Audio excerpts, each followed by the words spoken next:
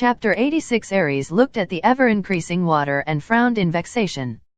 There was no way to deal with it if the water could reform from mana, no matter how much of it he evaporated or attacked. When a demon was killed, it would lose its form and revert to mana. It was the same with magic that had completed its task. However, this did not mean that they were completely lost. Substances were transformed from mana. The mana that made up these substances would never decrease and always remained behind. Now, Mercurius had become a literally immortal monster. Even if his body was completely destroyed, he would still reform from the mana. Ares had no way to disperse mana, so he was out of options. He would not lose as the overwhelming difference between their power was still there. But it was impossible for Ares to defeat Mercurius.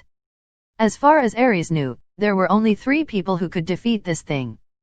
The first was Ares' master, Rupas Mafal. She could condense the surrounding mana into a golden apple and stop the regeneration of Mercurius. The other person was Agacaros. He could use the mana to create his own illusions. In other words, he could use up all of the mana before Mercurius could use it to regenerate. The last person was Parthinos. Her secret skill, Vindemiatrix, could simply disperse the mana, thereby cutting off the regeneration at its source. But none of these people were currently here. No, it was not 3, but 4 people. Ares glanced at Virgo, who remained at a distance. If it was her, as the successor of Parthinos, she could destroy this monster too. But this was too dangerous a bridge for her to cross. Ares would rather just abandon this country and leave instead of fighting such a pointless battle. However, he knew that Virgo would not agree to this. In that case, he had no choice but to support her while she played the central role. Strangely enough, just as he had been ordered to by Rupas, Ares was now actually summing a supportive role for Virgo. Vindemiatrix. As Ares pondered, a flash of light said by him and struck Mercurius. The mana that was struck completely vanished. Virgo flapped her wings and came next to Ares. Has the evacuation been completed? Yes. They have evacuated to the capital. Kinko-san will probably think of something next. Apparently, Virgo seemed to be really motivated. Such an overly good-natured person, Ares thought, but he did not think badly of her. Although her power was limited, she was desperately doing what she could. This left a good impression on him. Her image somehow overlapped with that of his old self, who struggled desperately to become stronger. This strangely made him happy. All right. Then, I'll block his attacks, while Virgo, you try to disperse as much mana as you can. Even if it couldn't be completely dispersed, it should reduce his power considerably. I'll try. Ares, who decided to support Virgo, emitted a flame and spread his hands apart. He then put his hands together and thrust out his palms, releasing the flame that had converged there in an instant. Immediately after, hot air blew with his palms at the center, making Ares' hair flutter. The ground where he stood sank from the force as the torrent of flames released from his palms evaporated Mercurius. In coordination, Virgo dispersed the mana and shaved off Mercurius' body. However, the rate of regeneration was faster than they expected. Mercurius was now a huge ma.s of water like a mountain and was steadily extending his reach towards the capital. If this continues, drop near will. Calm down, Virgo. The mana that constantly this guy isn't infinite. If you keep reducing it, the damage to the capital will be reduced. As he stopped Virgo, who was trying to return to the capital city in a panic, Ares used his flame to evaporate an incoming water tentacle attack. As with the fight with Levia, he lamented that he never had a good match and was always facing opponents with incompatible attributes. Why do I end up fighting enemies with water attribute all the time? At any rate, it was certain that this was working. The question was whether the capital city would be engulfed first or Virgo would completely wipe out the enemy before that happened. Well, he was convinced that the capital city would probably be safe, so there were some leeways.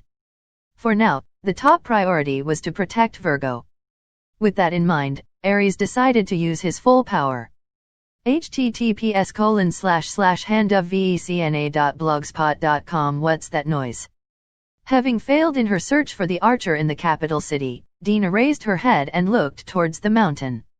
In response, Agakeros also looked towards the mountain and saw a torrent of water approaching like an avalanche. It seemed that something had gone wrong in the mountain where Virgo was headed.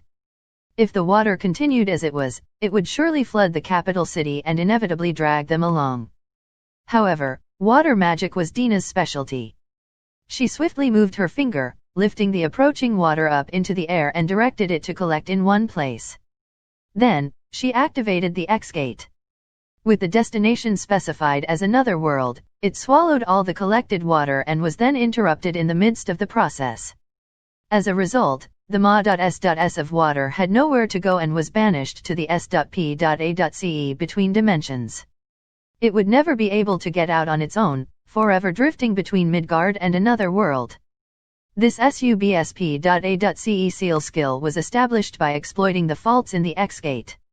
Even if another user could use the skill, they would not be able to abuse it unless the nature and nuances of the skill could be completely understood. Even the Wisdom King would not be able to do this. This was a mystery that could be considered Dina's unique skill. Humph. Agakeros unleashed a black wave from his hand to scatter the water. But the water, which should have reverted to mana, regenerated and approached again as if nothing had happened. Seeing this, Agakeros understood at a glance. This unusual water was able to immediately regenerate itself from mana. Normal magic would revert to mana after losing its form and that would be the end of it. Yet somehow, this magic was able to transform back into water after reverting into mana. This seemed like an impossibility. It was as if the caster was nearby, recasting the magic each time it ended. But it was too early to speak of it transforming back from mana. In short, he just had to use up the mana first. Once he made his judgment, Agakeros used the mana in the surroundings to create an illusion. His figure grew quickly, creating the illusion of an enormous devil which was even larger than the one he used to fight Luna. More than 10 meters, more than 20, more than 30, finally, the devil grew to a size that reached the heavens. The incarnation of evil had descended upon Draupnir. The sky darkened, the clouds were dyed black, and thunder resounded. This was practically the manifestation of the Devil King. It was as if the King of Devils had ascended from H.E.L.L. to bring ruin to the peaceful Draupnir. Monday Monster. He help. Naturally, the Beastkin panicked and fled. Looking down on the pitiful Beastkin like they were bugs, Agakeros gave a spirited laugh in a voice that tormented the minds of the listeners. Ha ha ha ha ha. Foolish Beastkin, be afraid. And run. That's the most appropriate form for you. Ha ha ha ha. Additionally, this goat was certainly in a good mood. It couldn't be helped since he was a devil. He truly enjoyed the look of people in the grip of fear. Agakeros-sama. The enemy this time isn't Draupnir. Oh, is that so? Yes, it is. After being admonished by Dina, the enormous devil scratched his head. As he recalled the original purpose, he looked into the distance. Virgo and Aries were fighting there and they seemed to be having some difficulties. What a sloppy bunch, Agakeros thought and started moving after he decided to support them. Although his body remained that of an old gentleman, it was completely enveloped within the enormous illusion. From a third-person perspective, it seemed as if a huge devil that could reach the sky was advancing towards the mountain. At least, that was what it seemed like to SEI, who was some distance away. What is that? There's no doubt. That appalling figure is one of the 12 heavenly stars, Agakeros of the goat. The most evil among the 12 stars, who despises good and justice. Good and justice, could it be? Yes, I'm afraid so. I'm sure Virgo-sen's brilliance is more of an eyesore to him than anything else. I can only think that it appears here to eliminate the hateful angel. SEI turned pale upon hearing the remarks of Cruz, who had outrageously misunderstood the situation. The figure of the black-winged overlord flashed across his mind. I see. The master is a monster, so too is the subordinate. If the enormous devil that looked like a last boss was a subordinate of Rupa's, he could accept it. As Agakeros approached Virgo with her glittering white wings, it looked like the great devil had come to kill the angel. In fact, the opposite was true. The goat and the maiden were comrades, but who could possibly believe that at a glance? And then, the chaos accelerated further. Flames blew up from the direction of the mountain and a huge monster, comparable to Agakeros, appeared. Meh! It was a giant sheep engulfed in rainbow-colored flames. That was one of the 12 heavenly stars, Ares of the Ram. Gantz, who knew that appearance, turned pale and his finger began to shake. And he thought, it couldn't be worse. Behind her was the goat, and in front of her was the ram. The white-winged angel was completely surrounded from both the front and the back. No matter how one looked at it, this was the end. In fact, Goat-san and Ram-san were Virgo's friends, but this was too wild for anyone to accept at first glance. Hey, SEI. Where do you think you're going?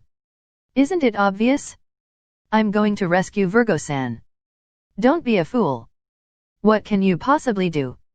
Gantz stopped SEI by grabbing his wrist as the latter tried to rush over. If it was only Mercurius, perhaps something could be done. However, the current situation had completely changed. Having seen Ares of the 12 heavenly stars, he knew just how terrifying they were. This was a monster among monsters that exceeded human understanding. It was no longer at a level where one could consider victory or defeat if one were to fight. They were walking catastrophes such that the very concept of fighting against them could not be conceived. That was what the 12 heavenly stars were. Moreover, there were 2 of them. This was not a good fight to get into by any means. Listen. Don't confuse courage with recklessness. It's just reckless to charge at an opponent that you can't win against without a plan. You are still immature, but one day, you will be stronger than any of us. Until then, don't get involved with that kind of monster. Endure it for now. SEI clenched his teeth in frustration at his own powerlessness. He certainly could not simply watch Virgo die. However, he understood the real problem in that there was nothing he could do. Why am I so weak? Why is my brain so bad?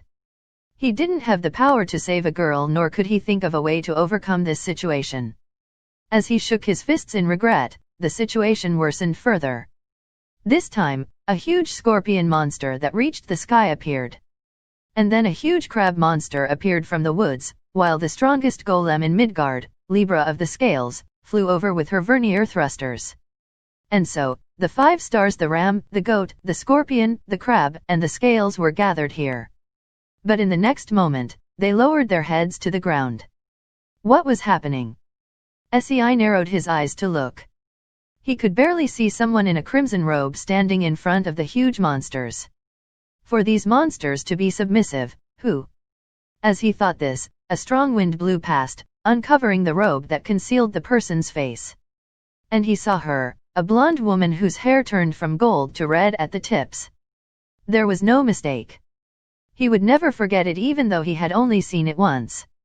Rupa's Muffle, that's right. Monsters beyond human understanding would submit only to another monster beyond human understanding. SEI said as his lips shuddered. Dropnir was died in despair. Then, Cruz fainted, muttering, "It's the end of the world." Chapter 87. A fact that I noticed, only after I made the submission. Today's already Saturday U.R.day. So this time alone, the submission is on the weekend, I will not be submitting on Monday. I've done it now, orts, author note end, __, TLN, so the first half of the chapter is pretty much entirely Rupas talking to the audience. It's slightly different from the narrator narrating, which is technically still from Rupas's POV but not italicized. Having said that, I don't want to italicize the whole part, so yeah, please read with that in mind. Also, Sages in this chapter doesn't connect too well, just saying, __, we are sorry. Looking at the 3 idiots, Agakeros, Scorpius, and Karkinos, groveling on the ground in front of me, I felt like holding my head in anguish. Where should I even begin, although, it probably would not be that long of a story. I suppose I could backtrack and start my explanation from when I was trying to find Archer with Scorpius. Well, not that there was any significant substance to the tale. After all, although it was very pathetic, we were unable to find any clues in the end. Anyways, as we were thinking that we should regroup with everyone, water came flowing down the mountain. That's all there is to it. Until this point, everything was fine. Well, actually, it's not fine at all, but honestly speaking, something of that degree can be easily handled, so it's no big deal. Simply creating a wall with alchemy would solve the problem, or one could even blow it away with the wind pressure created by trying to punch it. Well, you know, it was that. Do you remember when I was having a fight with the Demon King Sen and my punch missed and hit thin air, causing the nearby sea to split? It's putting that to practical use. The problem began when Agakeros started consuming the surrounding mana to create a giant illusion in order to try and erase the water. Additionally, Ares turning giant was also a bad idea. Scorpius, after she saw that, started burning with a compet.i.tiv spirit for some reason and turned giant for no reason, and at the same time, Karkinos, who was in the forest, also turned giant. As for the reason why they purposefully turned giant, when I asked them, this was the answer I received: oh, I was just going with the flow. When I heard this, I smacked Karkinos down strongly. So this was why Dropnir was currently facing a catastrophic disaster where a giant crab, scorpion, goat, and sheep showed up, requiring me to quickly go to the place in a hurry and scold this bunch of idiots. But yeah, really, what am I even supposed to do about this? Aren't all the beastkin inhabitants of Dropnir completely terrified out of their minds right now? Agakeros, you even changed the weather for no good reason. Even though it was such fine weather before, now it's blanketed by bleak darkness. Although this is an irrelevant fact, the moon attribute arcane magic called Moonlit Night was a skill that flipped the day and night setting back in the game. 3x Gate Online was a game with an in-game clock which was linked with that of reality. Within the game, time was split into 6 categories, namely, dawn, morning, afternoon, evening, night, and late night. The time within the game determined the brightness of the game's graphics as well as the events and types of magical beasts that appeared. Alternatively, it was the same type of magical beast, but the place where they spa.w.ned changed. For example, those magical beasts who were very active during the daytime might go to sleep at night under the setting. In those cases, even if the players tried their best to find the monster in the gra.s. land or forests, it would be impossible to find them. However, it might be possible to encounter them if the players ventured inside a cave. And while I am explaining this, I should mention that those monsters were typically asleep at the commencement of the battle, so there was this neat merit of being able to defeat them quite easily during the in-game night time. Additionally, there was a race from the player's side that was also affected by this time belt. Yes. It's the N.O.bless of the night, the vampires. They were an incredibly extreme bunch of players who were ridiculously strong during the in-game night. However, their statuses were negatively affected during the morning and afternoon. And of course, just as a matter of course, there were complaint requests quickly made by the players asking the developers to do something about these terrible specs. And naturally, it was quite a reasonable request. Even if the avatars they played were vampires, the players themselves were not vampires.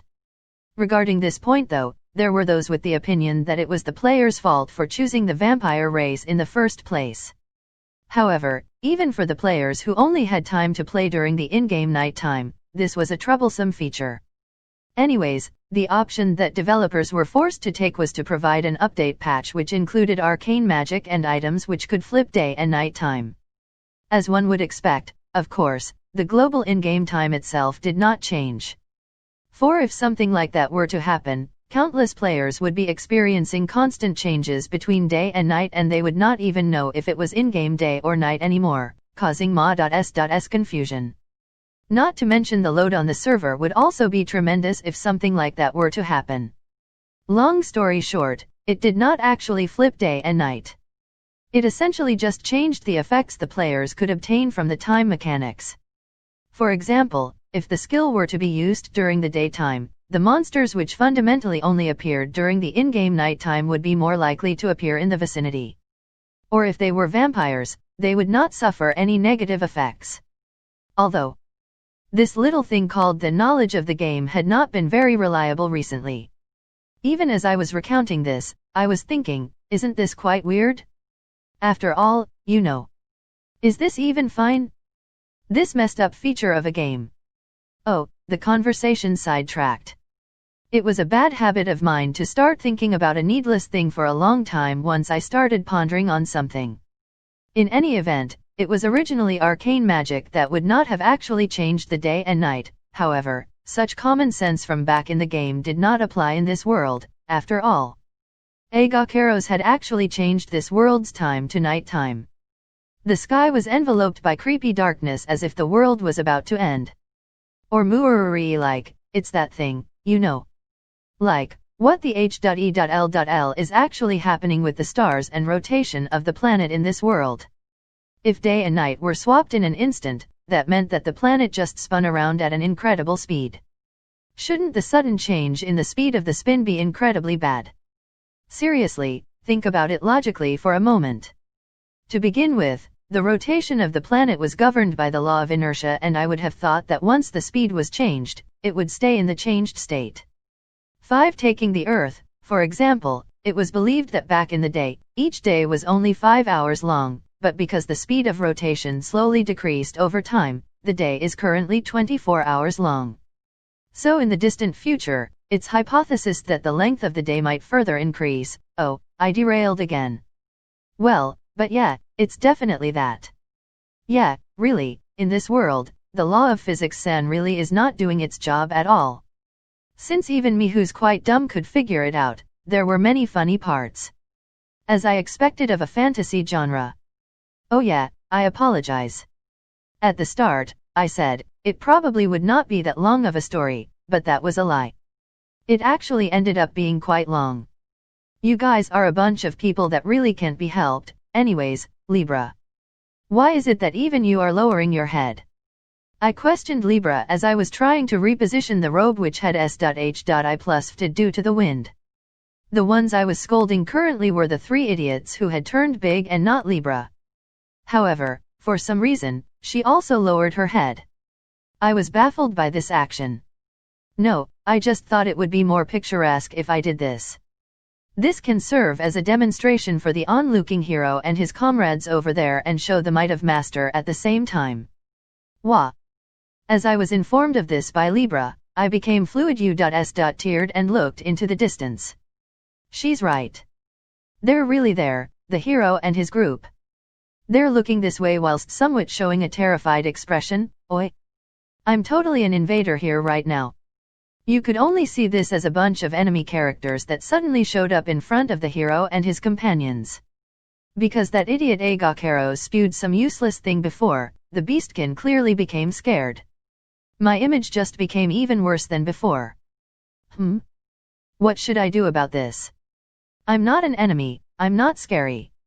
Even if I said something like that, I suppose it won't be that persuasive. NNNN.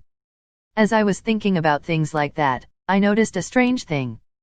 No, although it was not really an abnormal act, if one were to take an objective view, his actions would definitely be considered strange. For some reason, from within the hero's group, a young man who looked like the hero started walking towards our direction. What is it? Could it be that he's intending to challenge me here and now? Young man, I'm sorry, but that's not courage, that's recklessness. Even if you are the hero, with merely 30 levels or so, I don't really feel like I would be losing. Well, I guess I'll have a look at what he's going to do. Even if he really did come swinging at me, with the difference in our abilities, there's absolutely no problem at all anyways. When that happens, I guess I'll just sweep him away and knock him out lightly. My heartbeats are so loud and noisy. My hands are drenched with sweat and I'm short of breath even though I haven't done anything yet. After forcing through his allies who were trying to stop him, SEI came to stand before the Overlord who, along with the Demon King, was called the Great Evil of Midgard, Ruppas Moffel, and her subordinates. Fortunately for him, he was able to understand that at this current moment, the Supreme Ruler did not have any intention to kill. This was because he knew that his head would not still be on top of his shoulders if she had the intention to do so. In all honesty, SEI was terrified of Ruppas's sudden appearance before him. Nevertheless, even though he was scared senseless, it had already reached a point where he could no longer back down. However, what barely held him together was his realization that he had come here to gather information about the Supreme Ruler's whereabouts, in other words, to meet with her. Exactly, did he not say it to me, Grez? Didn't that Wisdom King not teach him? That Rapazmoffel was not the enemy. So then, don't run away. If we run away, we can't reconcile with each other. If we don't take the first step, nothing is ever going to change. Rapazmoffel. San, right. Looks like I've already been found out. Then I guess there's no point in hiding my face anymore.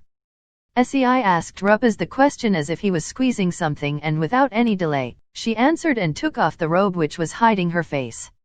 When she did, her golden hair flowed down and showed a countenance which wouldn't even be an exaggeration to say was drop-dead gorgeous. Her appearance, yes, if it was just her appearance, it was just a truly beautiful lady. Something delicate, heartwarming, and someone that any man would want to protect. However, the reason one would not be made to think in this way was because of the aura which belonged to the strong that she emanated. Her appearance and her presence did not match with each other. It was as if he was merely made to see an illusion of a beautiful lady, but it felt like he was, in fact, facing a giant monster which was even bigger than the giant devil. This was his perception of what he was seeing. It was because he had rashly, incompletely, and half-heartedly became strong that he was able to clearly understand things much better than the last time. He was made to understand. This was the Supreme Ruler. This was level 1000. This was the highest pinnacle of strength in Midgard. Again, he was able to definitively confirm that the decision of Leovitian, which had decided to summon Sei himself for the purpose of defeating the Supreme Ruler, was erroneous from its very foundation. To fight against something like this was not a decision that a person of sound mind could have reached. Even A.S. summing that it was not him that was summoned but the entirety of the J.A. self-defense forces that was fully armed, he wondered whether there would be a chance of victory. No, it was impossible. He could not imagine a scenario where they would be able to win. This woman possessed a power which soared far above any single military might on earth, and that was only at the level of considering her whimsical acts of violence. He did not even know if a nuclear weapon would be able to kill her or not. The person who could take on the whole world was the individual called Rapazmoffel. This was not a metaphor. Additionally, even her subordinates, the tyrannical Way's 12 heavenly stars, were gathering back under her. She was definitely returning to her peak state. 6. I'm so glad that the person which was called over was me. He seriously thought in this way at this point. He was glad it was him that was summoned over to this world. It was good that it was him, a cowardly individual who was unfit to be the hero. If it was someone else, if it was an individual which possessed the courage to fight against Rapaz, in other words, a true and proper hero as defined by this world, then this world would definitely be finished. They would have definitely been plunging straight into the future where they had no means of avoiding destruction. The G.O.Dis, the demon race, and the Supreme Ruler. There was no way that the humanoids would be able to survive after turning those three factions into enemies at the same time. That summoning might have been a major failure, however, looking at the outcome, the failure was a good thing. For the current world of Midgard, a hero who would valiantly challenge the great evils of the current Midgard must not be called over. Well, talking from an overly expectant perspective, rather than me, it would have been better to call someone that's smarter, calmer, able to judge the situation clearly, and can negotiate well with others. Calling over someone like that was probably better for them. Sei thought in this way. Looking objectively, he was probably someone that fit in the category of better. Not the worst but not the best. He wanted to believe he was not an individual that should not have been called, but he was also not someone that should have been called. In any event, the fact was, the person that was called over was him. In that case, he had to do things that only he could do. The people of this world would never have been able to think in that way, to make amends and come to an understanding with Rapazmoffel. He understood that he had the obligation to do so. Child of another world. It is fine even if you do not stiffen up that much. To be able to stand before me alone like this, you have promise. Sei unconsciously gulped. He couldn't help but be surprised after hearing the initial words of child of another world that came out of Rapaz's mouth. He could not understand why, but his identity and background was already suddenly discovered. As he expected, he absolutely could not see the depths of her. Now then, what is it? You came here because you had something to talk about, did you not? Ask me anything you want. Currently, I'm in a pleasant mood. For most things, I shall answer you like a fool. Rapaz showed a faint and bewitching smile. Was she testing him or were these her true feelings? Whichever it was, he had gained the permission to ask a question. In that case, he thought he should do so before she changed her mind. Then, allow me to take you up on your kind offer, gulp. He gulped down his spit and frantically pieced together the contents of the question in his head. Just constructing it alone was no good. He also had to predict what would happen after he asked the question. He absolutely had to avoid a route where the question he asked would result in her displeasure, which would lead to his eventual death. However, asking nothing but a safe question would not result in him gaining any important information nor result in any progress. So think carefully. The only weapon that he could use was his badly wired brain that he possessed. There were no other weapons that would have any effect on Rapaz. He must not forget about the fact that the beautiful lady that was in front of him had the ability to turn a person into meat paste on a whim. Then, firstly, my lady and your group, in relation to this country, what exactly are your intentions? Now then, from now is where the real deal is. Sei told himself that as he decided to walk the tightrope where it would not be strange for him to fall at any time, alone. Chapter 88 Rapaz crossed her arms as if she was thinking about Sei's words. Sei could only brace himself and wait to see Rapaz's reaction. While waiting for the next time Rapaz opened her mouth, he tried to maintain his mind to remain calm in antic.ipation for whatever surprises the next few words may entail. Nevertheless, contrary to Sei fortifying his mind as if he was a soldier walking towards certain death, Rapaz's answer was extremely trivial and off-putting.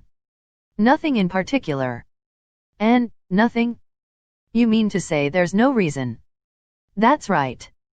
To begin with, we only came to this country to test my subordinate's abilities. Now that it's done, I have no intention of proactively doing anything to this country.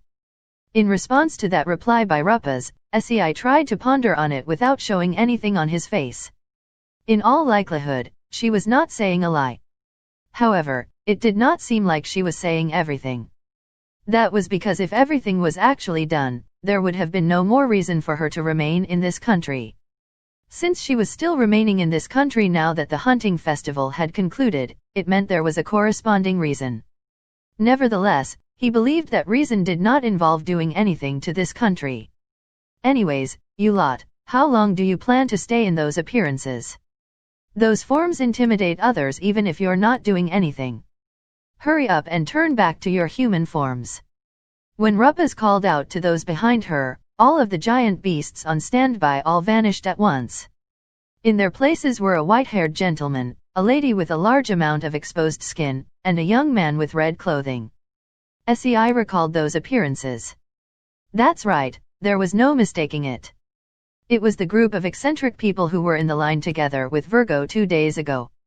Which meant, the individual that was referred to would be Virgo when Rapaz earlier said, to test my subordinate's abilities.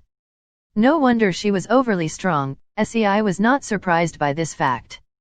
If anything, he even felt happy to finally figure out why. An individual who was not a hero or a supreme ruler and yet was able to rival Friedrich and possessed the ability to erase mana itself. No wonder. Of course, there was no way she was just an average person. However, if that individual was a subordinate of Rapaz Mafal, he could accept it. After all, she was someone who was able to raise the level of others easily. It wasn't as if I was being deceived. Just for a moment, Sei felt like Virgo was deceiving them, however, he immediately rejected that thought himself. At the very least, Virgo herself was extremely pure and a good girl. There was no mistaking that. And even if that was all an act, it only meant that he didn't have the eyes to judge other people properly. He admitted that he was not highly intelligent. As such, he decided to believe in his instincts. After personally interacting, speaking, and fighting together, he decided to believe in her. Then, as a result of choosing to believe in Virgo, another option became available for SEI to take. A brand new path opened up right in front of SEI for him to tread upon. Right now, at the bottom of that mountain is a girl called Virgo who was fighting together with us. She stayed behind and is currently in a battle against one of the 7 luminaries. She is your subordinate, right? I see, you were also one of the high-ranked Predict.I.P. ants from the hunting festival. Libra. Yes, there is no mistake. I have indeed found Virgo's biological response from the direction of the mountain. After hearing about Virgo, Rupaz immediately turned to speak to the attendant who was standing by on the side. When she did so, the attendant reacted as if she had been waiting to be asked and replied back with the confirmation of information even before her master had given the order. SEI could only shudder at the fact that she was able to detect a person even from this distance. So, honestly, I personally believe that it is pitiful to let her fight alone. But, as a practical problem, our party consists of no one but members who rely on physical attacks. However much we will it, there is not much that we can do, and although I realize it's quite shameful, like this, all we could do was try and find someone who seemed capable in order to ask for their help. So, would you fight together with us? Now, how would she react? SEI awaited Rupaz's next few words as his palms were drenched with sweat. Although the way he asked was bad, SEI's aim was to establish a cooperative relations.H.I+P through fighting together for Virgo's sake. No, to call it fighting together was way more than a little presumptuous. After all, there was just simply too much difference in power. Nevertheless, his instinct told him whether he could directly establish a cordial relations.H.I+P here or not would determine what would happen in the future. Additionally, the chance of that succeeding was not low by any means. If Rupaz was really not a bad person as Migres had taught SEI, she would at least be magnanimous enough to decide to help one of her subordinates. Putting it the other way around, if she was someone that would abandon Virgo here, SEI would have to fundamentally change the way he thought about things. He wondered if the response from Rupaz would be what he had been hoping for. Yeah, that is fine. Really? Yeah. To begin with, Virgo is our colleague. Even if you had stopped us, we would have gone to help her. Looking at Rupaz, who was saying that with a delightful smile, SEI's expression brightened. Seriously. She's much more of a reasonable person than what I've been hearing. The legends may have been wildly exaggerated, maybe she's not such a scary person after all. Just as he was feeling REA.S.Shured, from behind Rupaz came Rus.H.I+Ng, a torrent of water as if it was trying to swallow everything in its path. It seemed it had already reached this point as they were talking. In the heat of the moment, SEI almost tried to shout, "It's dangerous." However, that did not occur, and above all, even before he could shout out loud, Rupaz had already moved into action. She grabbed the nape of a young girl with blue hair and evacuated her from the line of fire. And without a moment of delay, as if she was sweeping away a fly, she thrust her palm forward. Surprisingly, when she did so, the torrent of water which had already came Rus.H.I+Ng right in front of them dispersed away. Additionally, due to the pressure from the fist, the torrent was blown far away. Water, which was supposed to have been invulnerable to physical attacks, was blown away. Physics, natural law, and everything else was all irrelevant. Overwhelming power and level itself became the law. As if such an unreasonable thing was being stated, SEI's mouth dropped wide open and he thought for a moment. I take back what I just said. Rupaz is definitely a scary person. Due to an unexpected prompt by the hero for collaboration, my mood skyrocketed. With this elated feeling, I even felt like I could make a broiled eel on rice out of it. Of course, something like that was definitely not possible, but what I was trying to say was that I was feeling the highest peak of happiness from this thrill. But yeah, in all honesty, one of the problems I had been facing was how to establish a relations.H.I+P with the hero.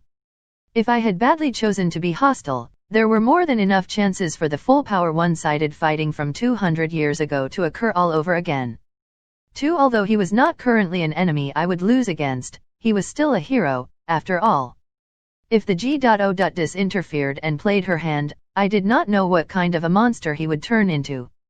You know, like the scenario you might see in the stories.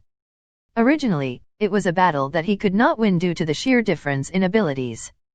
Then, the hero suddenly became unreasonably strong for various reasons like being angry over the death of his companion or awakening a random sealed power, then overwhelming the last boss in a single moment. Of course, those things only happened in stories. It was different from reality. Therefore, what I was thinking of was blurring the line between reality and fantasy. But, unfortunately for me, this world was the G.O.Dis's story. Furthermore, I believed she was someone that liked mainstream developments. Worse yet, to achieve that mainstream development, she was someone who would ignore plot holes and inconsistencies that might occur as a result. That was why, in this world that she created, the laws of physics were not doing their jobs at all. It was very much possible that the rate of acceleration downwards would change based on the weight of the armor equipped. 3. It was very much possible that equipping claws on both hands would double the amount of power one had. In other words, if I were to underestimate the hero carelessly, the G.O.Dis could come in and interfere and it would not be strange for him to have Serpa.S. said me by the time I noticed. With all that taken into consideration, a collaboration with the hero was a great development that I gladly welcomed. Having said all that, I had hidden the matter about Sagittarius. If I carelessly blabbered and resulted in them saying, let's just defeat Sagittarius in case, it would be troublesome for us. Oh, by the way, Ruppasama, there seems to be a group of people that's been staring at Ruppasama from over there. Ah, them. Yes. And it seems we are acquainted with several of those faces. After being prompted by Dina, I had a careful look at the people who mostly comprised the hero's party. Although I was not acquainted with the tiger and the gorilla Beastkin, I remembered previously meeting the rest of the people. The bald man was definitely Gantz, whom I met at Svalin, and the adventurer on the side was called Jean if I recalled correctly. Because the other 3 had weak presences, I could not remember them properly, but I could at least recall they were part of the warrior-only party which had an unbalanced party composition. And the person who had already fainted whilst spewing foam out of his mouth was the handsome elf Nii-san who had taught me many different things when I was first summoned to this world. If it's something like this, I might just be able to casually talk with them. Thinking in that way, I decided to first approach them. When I tried to do so, the tiger Beastkin immediately fled and hid behind a tree, and Jean and his crew raised their guard. Gantz seemed to be the only one who did not raise his guard. Well, I'm thankful that there's at least one acting in this way. It's been a while, Gantz. I'm glad to see that you're healthy above all else. Ah, you too. Safur, no, Ruppa's muffle. Unexpectedly, Gratz did not seem to be that surprised. If anything, he seemed to be content after confirming his suspicions. That reaction, could it be that you had already noticed? Well, somewhat. To be able to blow Ares away with a punch, the possibilities would be limited to someone like the 7 heroes or the Demon King. So when that happened, even an idiot like me knew you weren't some random person. Oh, by the way, since you were using an alias, does Dina-chan also have some other name? No, mine is my real name. Dina replied to Gantz's question. However, I wondered if it really was her real name or not. No, it was not the time to be questioning her ident.I.tai. In any event, it was a joyful miscalculation that Gantz happened to be at this place. Since he was here, we could probably progress the conversation more easily. And, I suppose we also no longer required memory manipulation on Jean and his party. I took a glance at Jean, who was looking at me and trying to figure out something, then signaled at Dina with my eyes. When I did so, Dina nodded and snapped her fingers. Tisk. That's right. I remember now. The traveling merchants Safur-san and Dina-san. And, Libra of the 12 heavenly stars. Why did we believe until now that we were the ones who had conquered the tomb ourselves? It seemed Jean's crew were suffering from slight confusion after suddenly regaining all the memories they had lost until now. Though, from their perspectives, They had forgotten about a very important matter until this point, thus they would have been feeling strange about themselves. For now, during the time until they recovered from their confusion, I decided to wake up the elf Nii-san. Recovery techniques were not my specialty, however, it was not as if I could not use them at all. Anyways, if I consider his fainted state to be a status defect induced by sleep, I could do something about it just by dispelling a debuff. Originally the sleep debuff would be dispelled when the individual received an attack from the enemy, therefore it would have been possible to wake him up just by tapping him lightly. However, in this case, since he had fainted, he probably would not wake up even if we hit him. When I cast the spell, the elf Nii-san woke up and dropped his jaw with a face that screamed his surprise as he looked at me. "Are you, Ruru, Rupas Mafal?" When he saw me, the elf-san deployed a hemispherical S.H.I+Eld which covered himself whilst sitting down. "Oi, that reaction really hurts, you know. But, this is such a thin S.H.I+Eld, is that even fine?" It looked somewhat like he had put up a super thin piece of GLA.S.S around himself. As I was slightly worried for him about the strength of the S.H.I+Eld, I tried knocking softly to check. When I did, the S.H.I+Eld gave off a sound and shattered, causing the elf to become stunned. "Oi, so fragile, so fragile." It was just like the barriers that easily broke from Showa-era anime. Calm down. I have no intention of doing anything to you, and even if I did, a thin S.H.I+Eld like that would be meaningless in helping you. It was not as if I was trying to scare him, but I honestly questioned the usefulness of a S.H.I+Eld which would break from a soft knock. With that, it couldn't even be called a S.H.I+Eld, it was just a seal. 5. It looked like its only use would be to stick it randomly somewhere. Then what exactly? For a detailed explanation, you should hear it from that brave boy Ordina. But speaking just the conclusion, we've decided to collaborate with you. Well, it would probably just be for the duration of us staying in this country, but I look forward to working with you. Whilst saying that, I smiled towards the heroes' party. When I did, their faces showed an expression as if they had turned stupid and then looked towards SEI. Such a ha.s.sle. Although it was not that surprising if you consider my notoriety, the only ones who interacted normally with me was the hero, Gans, and the puppy which was swinging its tail around with a tongue sticking out at the foot of the hero. If one were to talk about the tiger beastkin, he's even gone further back than before. As I was patting the head of the puppy, I thought about what was to come in the future that I had just put myself into and sighed a little. Chapter 89. Now then, although we have called it a collaboration on equal footing, in practice, the heroes' party in this battle would have next to no role to play. In addition to the difference in levels between the two sides being a problem, they were also fundamentally disadvantaged. The enemy was a Ma.S.S of water whom physical attacks did not work against, and in comparison, the heroes' party consisted of a sword saint, a mercenary, adventurers, and a knight. The only support member of the party was an elf Nii-san. Cruz, but all he was doing was being a coward in regard to me and had no intention of doing anything. The only one who could be of any use was the young hero boy, SEI. 2. If I recalled correctly, even when the hero CLA.S.S was low-leveled, they were able to learn some fantastic support skills. Therefore, he might not be useless if he was A.S. signed a supportive role. Having said that, the best-case scenario would be to recall Virgo and Aries, scatter the enemy with Libra's firepower, and during the time the enemy was scattered as mana, I would gather it all and turn it into an apple. But it looks like mana was just forcibly gathered without regard to anything. Yeah, it's a little bit of a HA.S.SLE, isn't it?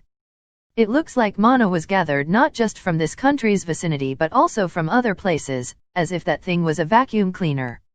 Looking from a distance, I saw that Virgo was trying her best to try and erase the mana. However, it did not look like she would manage to erase it in time. Or rather, was that not Parthenos's skill? If I recalled correctly, the name of the skill was Vindemiatrix or something, but it was a skill with its only use being erasure of mana. Although it was convenient in some circuit-misstances, it was a niche and situational skill as it was too limited in where it could be used. Nevertheless, in this world where the law demon race equals mana was applied, it was an effective attack when used against the demons. That part he knows. Looked like these were the kinds of things she had been teaching Virgo. But even with this skill in use, the situation was not fully under control. The rate of increase in the amount of water was greater than the rate it was being erased at. In all likelihood, it had originally been using only the mana in this country's vicinity. However, in retaliation against Virgo, it had likely started gathering mana from elsewhere. The water monster was getting bigger and bigger by gathering and absorbing mana not just from this country but also from places that were completely unrelated.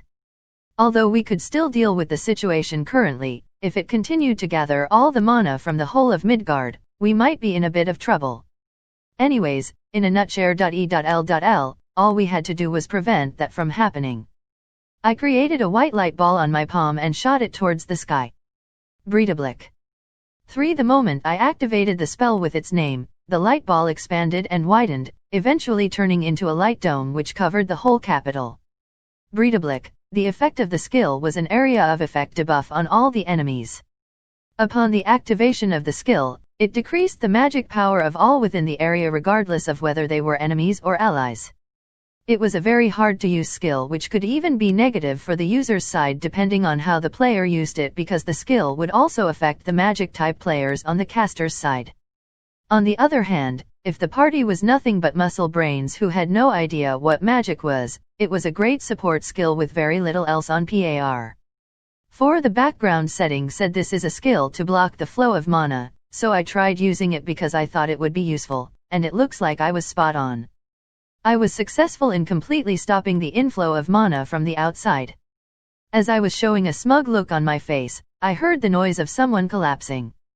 When I turned back to look behind me, the Tiger Sword Saint Sen had collapsed on the ground. Air. Rupasama. You know, how do I put this? This mana repellent field is very effective on magical beasts and beastkin, so, inside this field, the beast can become unable to freely move around, normally. And to top that off, if you consider how this field was made by Rupasama's power without holding back, unless they're at the same tier as the 12 stars, I don't think they will even be able to freely move their fingers. After listening to Dina's troubled explanation, I questioned whether I was hearing things correctly. Really?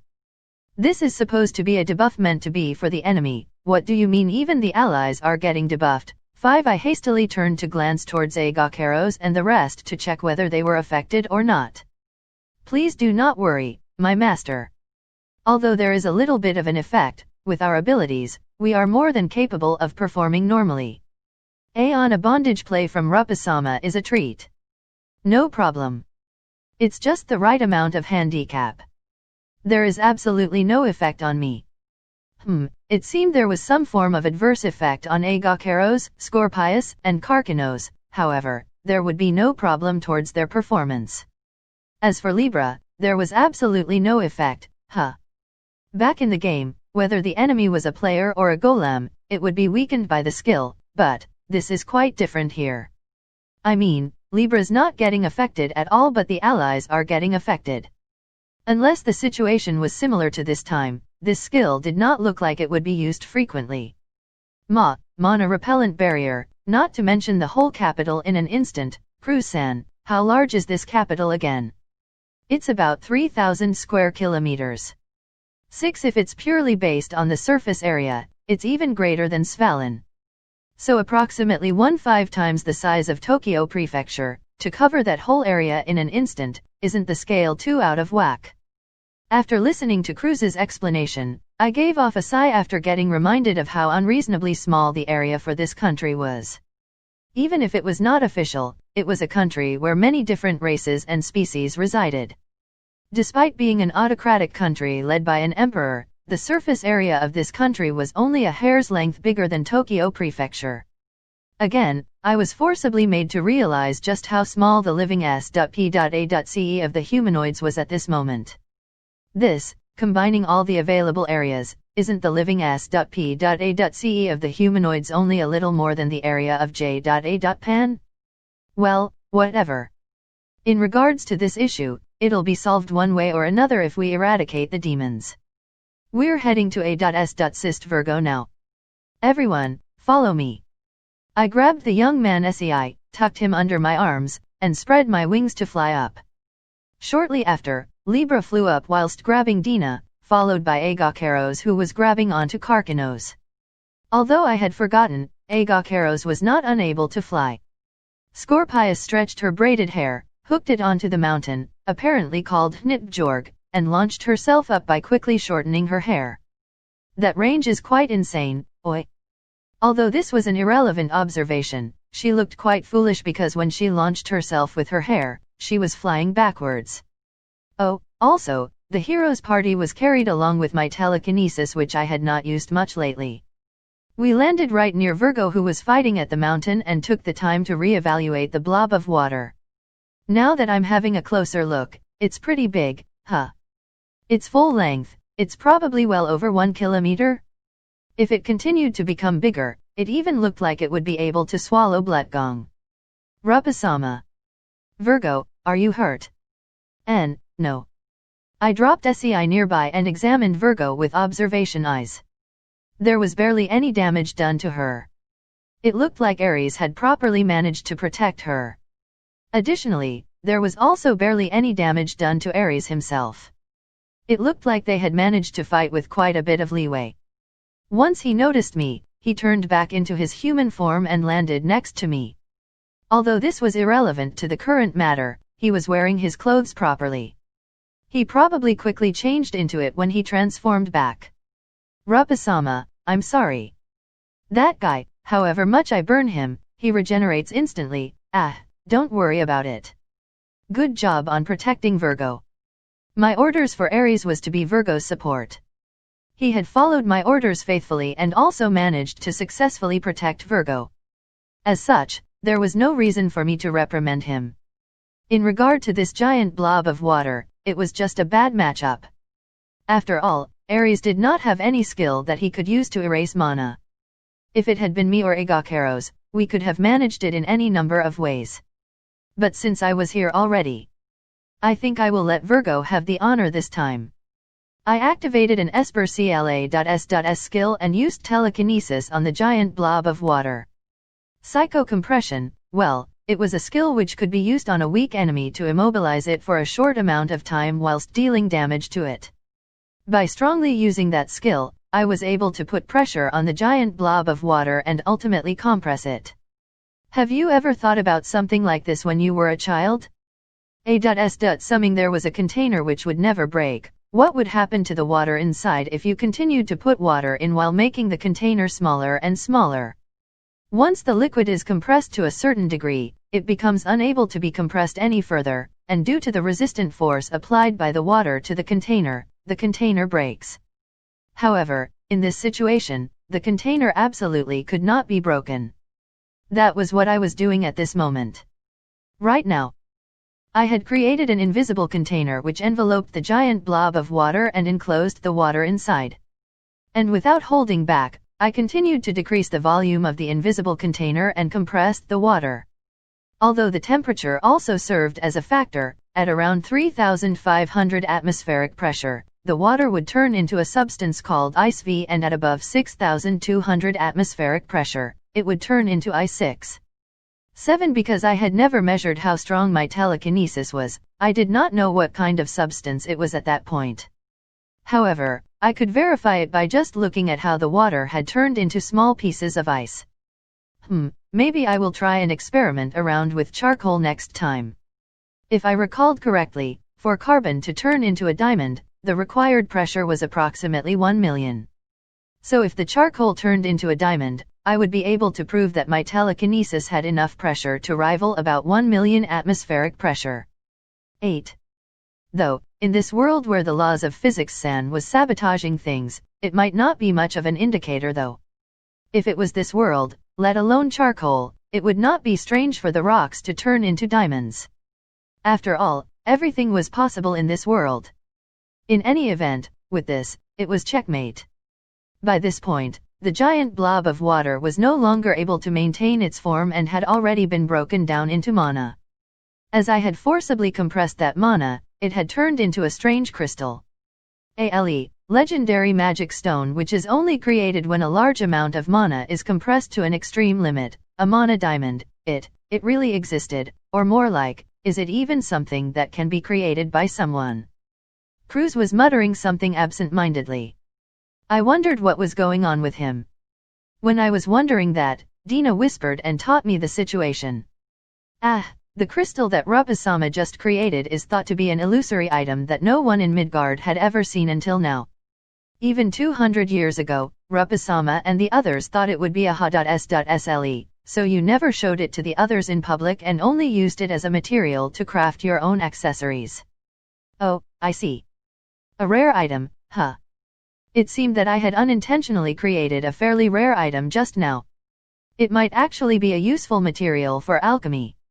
But we had to give the highest priority right now to allowing Virgo to play a role. For that purpose, I could forego one rare item. I quickly made that decision, levitated the crystal in the air, and moved it to a position that Virgo could easily aim at. Now, Virgo, it's time to end it. Be flashy. Yes. Although it was currently a crystallized chunk of mana, if it was destroyed, it would revert back to water. As such, it was time for Virgo to s.h.i+ne. Following her response, she raised both her hands and produced a s.h.i+ New York and pure white light between her hands. Vindemiatrix. An absolute magic negation skill that would completely erase mana. Virgo illuminated the crystal with the niche and situational skill that only Parthinos could use even back in the game. 9 When it did, the crystal, which was compressed to its limit, faded and completely disappeared from this world. The mana diamond got. The legendary crystal just. Unfortunately for Cruz, who started shrieking with a voice as if he was dying, Body cared about the state of his heart. Because I was informed about the value of the crystal, I could partly understand why he was shrieking. However, I still questioned the need to shout all that out loud. Oh, he burned out looking white as a ghost and collapsed. I guess everything's over for this guy. Asterisk. Whilst sitting down on the throne, the Demon King Orm opened his eyes. Just then, in a land far away, a spark of fake life had been extinguished. Furthermore, the one who had sent that life to their death was none other than himself. Because Venus was chased away, there was no one else who could make the 7 luminaries dance on the palm of their hand. That was what Terra thought. That line of thought was not incorrect, it was a fact. The decision made by Terra was indeed correct. Nevertheless, the seeds had already been sown. With the knowledge of Draupnir's guardian deity poisoned, if one were to consider Mercurius's personality combined with his affection towards Luna, it would be easy to predict what possible routes he might take next. In actual fact, Mercurius had been running on rails which had led to the certain destruction that was prepared for him. The only thing left to enable it to happen was for the Demon King, who had now gained the power to change the fate of the demon race, to show interest in the head of the guardian deity when he really wasn't interested in it at all. With just that, Mercurius would have walked on the path to destroy himself. And the reality showed that it was indeed the case. Exactly, the one who was leading the 7 luminaries to destruction wasn't Venus alone. The 7 luminaries leader, the Demon King himself, was the one who most wished the demon race, which was the magic of the G.O.Dis, to disappear from around him. Orm pointed his eyebrows down in sorrow whilst fiddling with the key that he had previously taken from Castor in his hand. Are you worried about something? A voice came from behind and Dina showed her face from behind the throne. As usual, it was a ghost-like entrance from her. By the time one realized, she would have popped out from somewhere and would be talking to you. Orm faintly smiled and put the key back down. Nothing much really. I just remembered the eyes of Mercurius. Eyes, you said? Yeah. The eyes that he had when he came to Pet.I Dutch and me whilst filled with his affection for Luna were very serious, you see. Sometimes, I get this thought. Whether they're really dolls or not. In response to Orm muttering things, Dina unexpectedly thinned the opening of her eyes, then followed up with a quiet voice and a tone which lacked any form of emotion. They're dolls. Whether they have individuality or have feelings for another, it's all irrelevant. Dolls are still dolls. They move the way their owner wants them to, and at the very end, they're thrown away. It's the fate that they have. Quite harsh. Because it's a fact. Wouldn't you think it's creepy for a doll to move on its own without the will of the owner? That's why, the only thing they can do is to sneakily move around whilst trying not to get caught. If they don't want to get thrown away, they have to return to their original position before they are found and appeal, "I'm a doll." If they don't, they'll be chucked away. ORM closed his eyes and put all his weight on his back. He was expressionless at that moment and what he was thinking could not be read.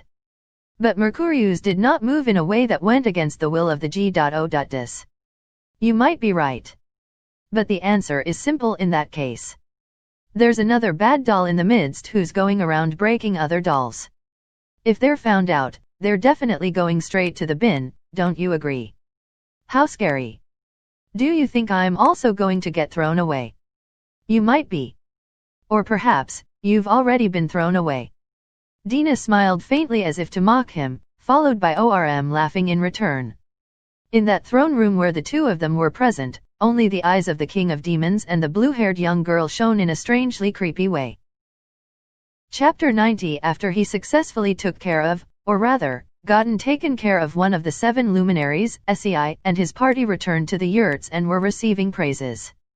However, personally, SEI thought that he could not enjoy the victory as he felt that they had somewhat stolen the credit away. No, let's stop with vague expressions like somewhat. After all, SEI and his group had literally stepped in to steal the credit from Rapaz. In fact, aside from Virgo, there was no one from Rapaz's group currently present. As they did not want to unnecessarily cause any disturbances, they went back to their mobile golem, which could be called their base of operations. In regards to the matter about the credit, Rapaz herself said, "I don't need something like that, so just split it equally with Virgo."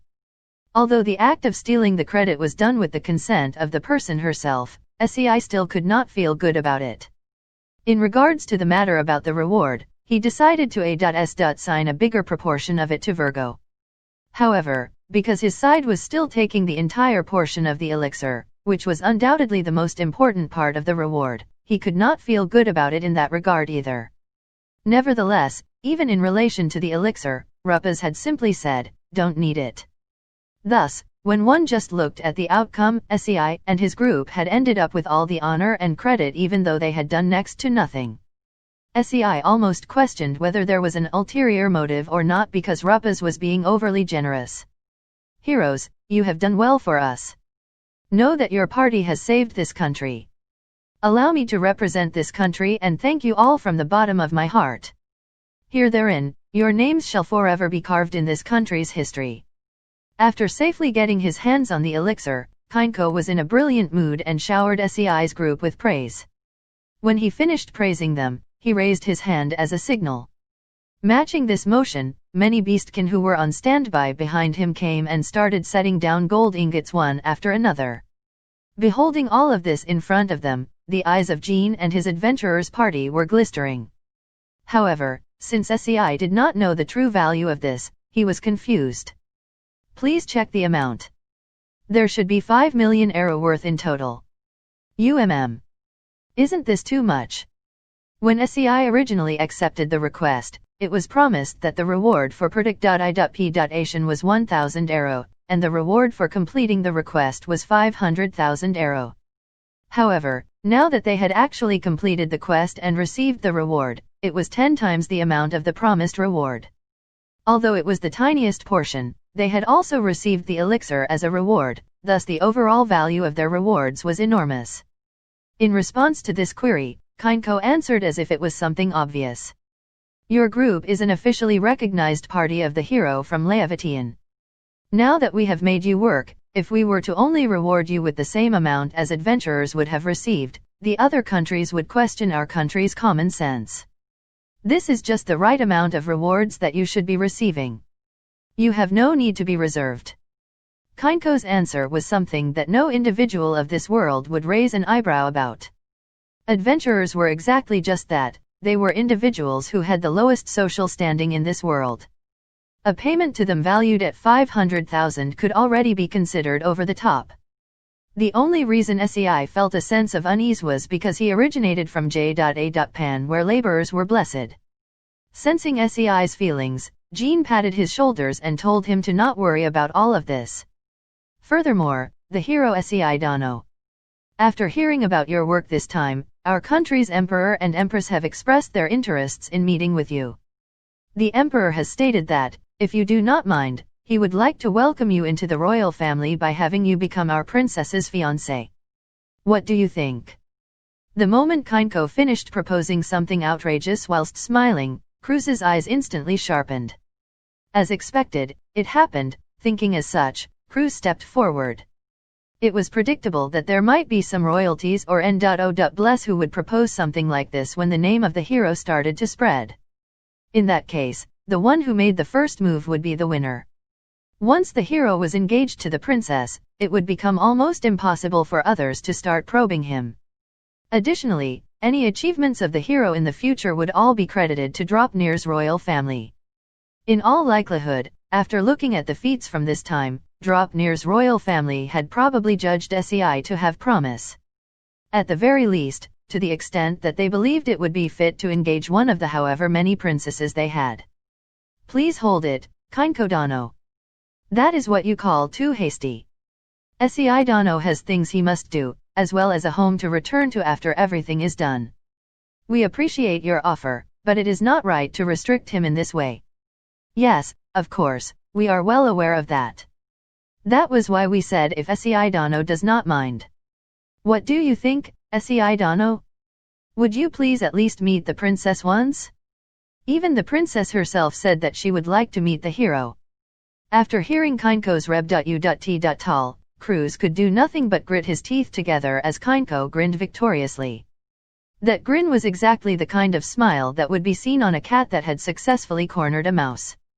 This S.H.I+TTY cat, with a face that looks harmless to a human, he's blocking off Sei's escape routes. Cruz was convinced of this and tightly clenched his fist. The royal family wants to meet you. Being told such a thing, it was impossible for them to refuse the request. The princess, huh? Problematically, Sei was not dissatisfied with all of this. After all, everything up until this point had been rough. It could not be helped that he was feeling a little warm for the fantasy-like event which he had encountered. The hero and the princess.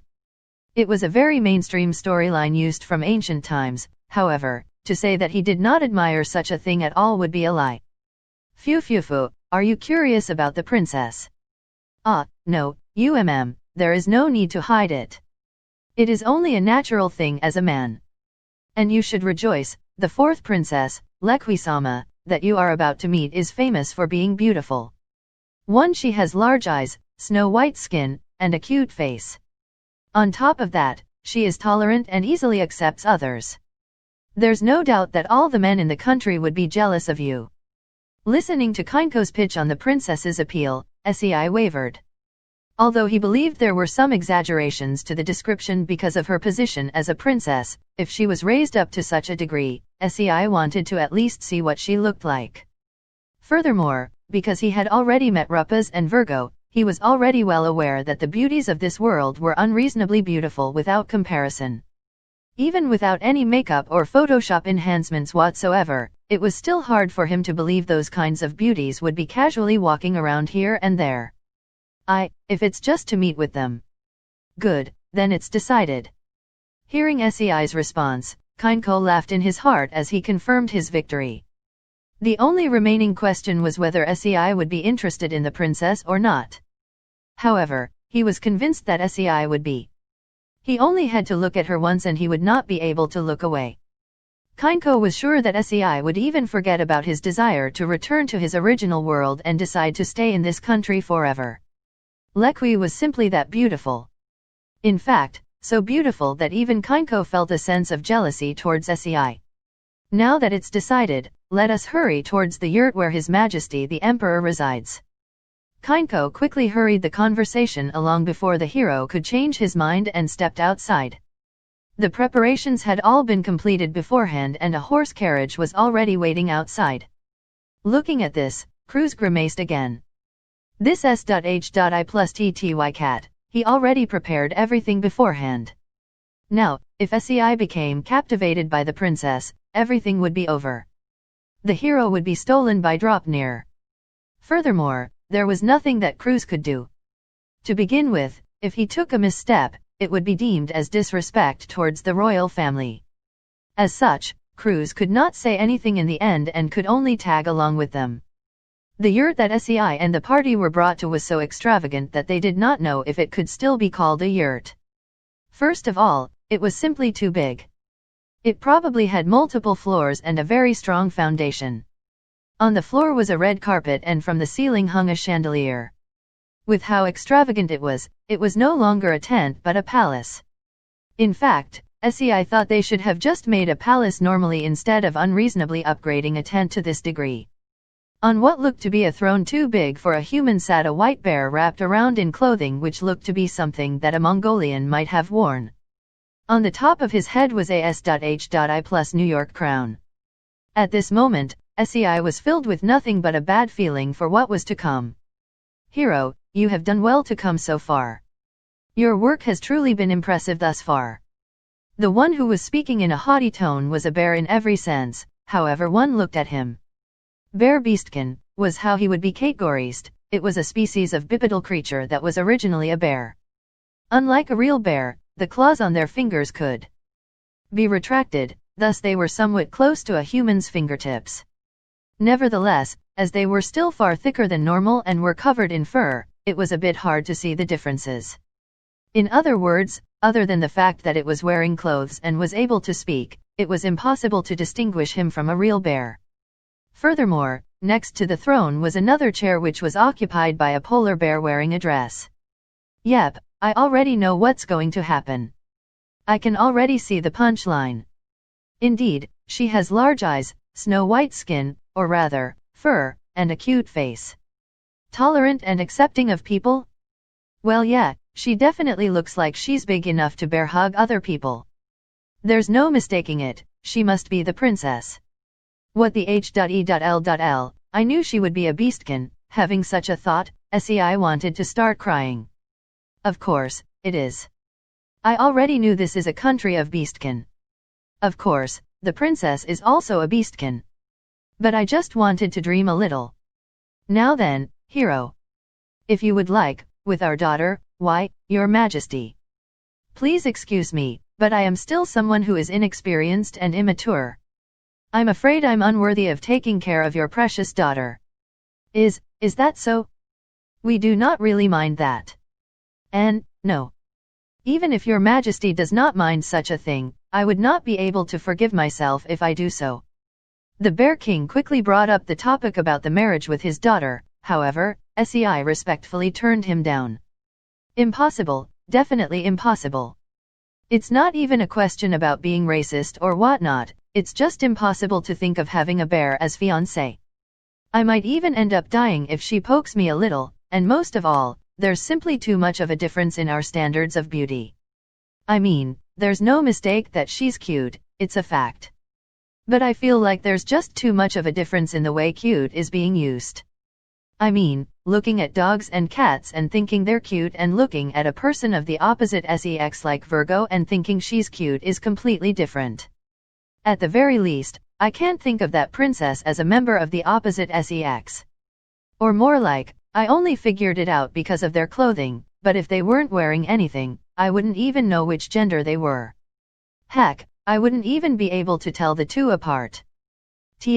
That's right. We have to give the elixir to the guardian dragon Sama. Yeah, let's go, Kinko-san. No, but, if the guardian dragon Sama dies due to the poison while we're speaking here, it'll be a big problem. Let's go now. Can't comprehend. SEI said whatever he wanted to and quickly jumped out of the tent as if he was running away.